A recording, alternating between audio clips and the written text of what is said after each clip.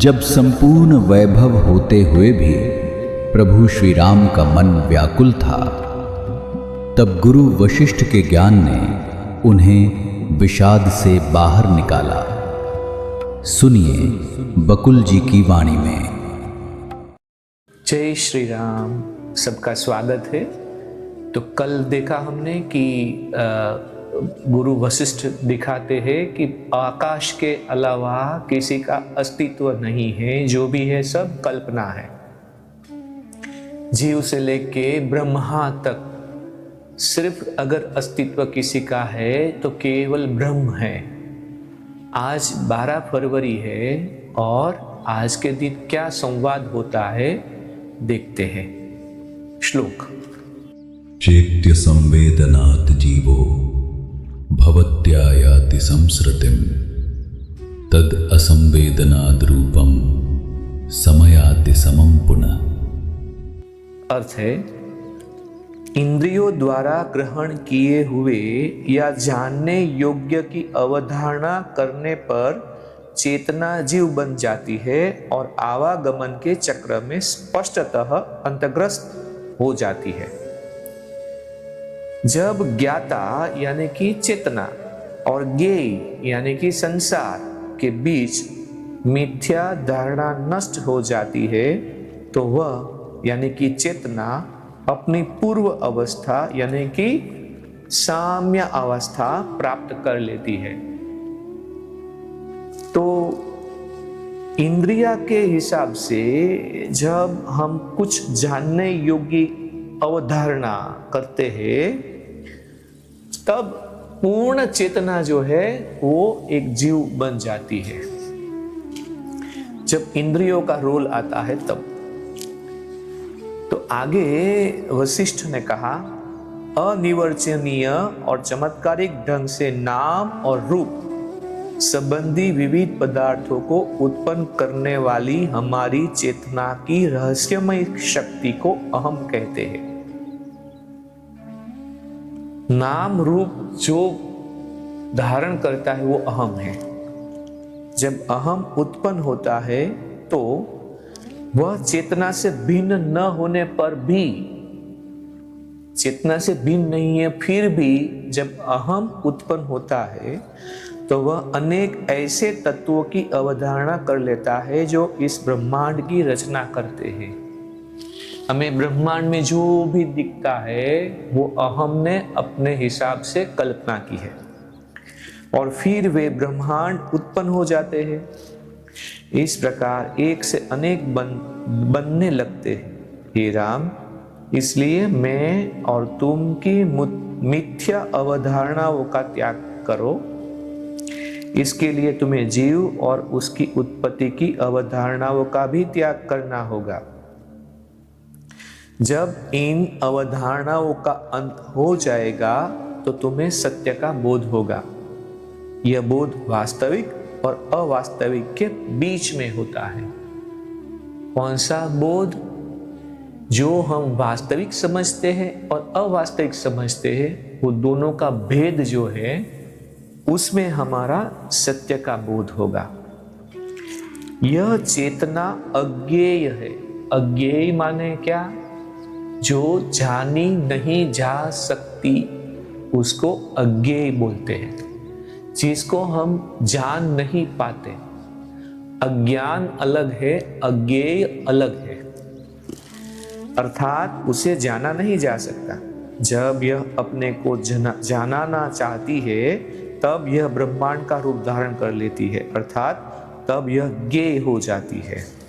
तो कितना सुंदर बोला उन्होंने कि चेतना जो है उनका हम कभी उनके बारे में बोल नहीं सकते, लेकिन उनको जब अपने बारे में बोलने की इच्छा होती है तो वो ज्ञेय हो जाती है, यानी कि जानने योग्य हो जाती है ब्रह्मांड के रूप में। मन, बुद्धि, अहम, पांचों तत्व और संसार ये सभी उस एकमात्र चेतना के ही असंख्य नाम और रूप है। व्यक्ति उसके जीवन और उसके कार्यों में अलगाव नहीं किया जा सकता। जो कुछ चल या अचल है वह एक ही घटक के प्रकट रूप है। जीव, मन, आदि सभी चेतना के स्पंदन है और यही सत्य है।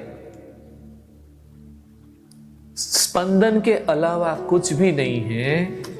हमारे गुरुदेव बार बार यही बोलते हैं।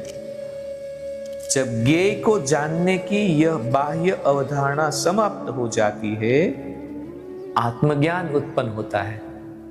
यदि इसमें जड़ता या अज्ञान की अवधारणा रहती है तो इसे तंद्रा आक्रांत कर लेती है। जब सभी स्थितियों में चेतना का ही अस्तित्व रहता है, तब यह कहा जा सकता है कि आकाश है भी और नहीं भी, संसार है भी और नहीं भी।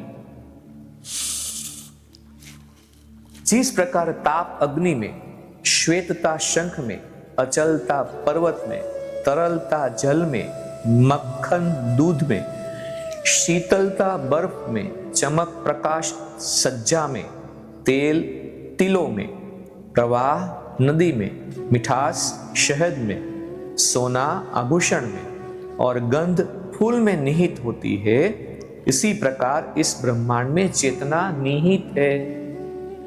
इतना सरल तरीके से इतना बड़ा ज्ञान आसानी से उदाहरण देके समझा दिया। संसार इसलिए है कि चेतना है, संसार इसी चेतना की काया है। इन दोनों में भेद विभेद या विभाजन भी नहीं है। अतः इस ब्रह्मांड को वास्तविक भी कह सकते हैं और अवास्तविक भी। चेतना की वास्तविकता के कारण वास्तविक, चेतना अपने में वास्तविकता ही है और अवास्तविक इसलिए कि ब्रह्मांड ब्रह्मांड के रूप में अवस्थित नहीं है। इतना विरोधाभासी ये निवेदन है। वास्तविक क्यों दिखता है और क्यों है, अवास्तविक क्यों दिखता है और क्यों है। तो ये बहुत ही सुंदर तरीके से समझाया। आप थोड़ा रिवर्स लेके वापस ये सुन सकते हैं।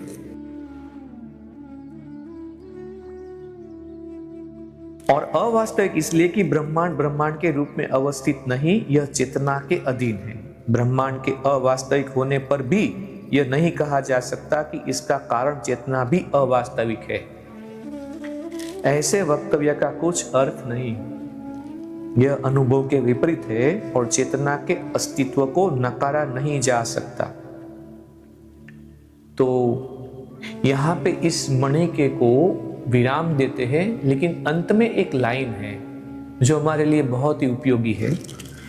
इस समय तीसरी संध्या आरंभ हो चुकी थी, इसलिए उस दिन की सभा विसर्जित हो गई। जब भी संध्या हो जाती थी, वहां पे ज्ञान चर्चा को विराम दे देते थे और सब लोग संध्या करने चले जाते थे या फिर अग्निहोत्र करने चले जाते थे। तो हम लोग भी अग्निहोत्र अपने घर में, अपने जो भी व्यापार के क्षेत्र है वहाँ पे या अपने खेत में, सब जगह पे कर सकते हैं। उसके बहुत ही फायदे हैं। आप कमेंट में ज़रूर, अगर इस ज़रूरत है, आपको जानने की इच्छा है, तो आप कमेंट में ज़रूर ऐसा करिएगा, तो आपको ज़रूर अग्निहोत्र के बारे में बताया जाएगा। आज के लिए इतना ही। जय श्री राम। इस ज्ञान यात्रा में हमारे साथ बने रहने के लिए चैनल को सब्सक्राइब करें और बेल आइकॉन दबाएं।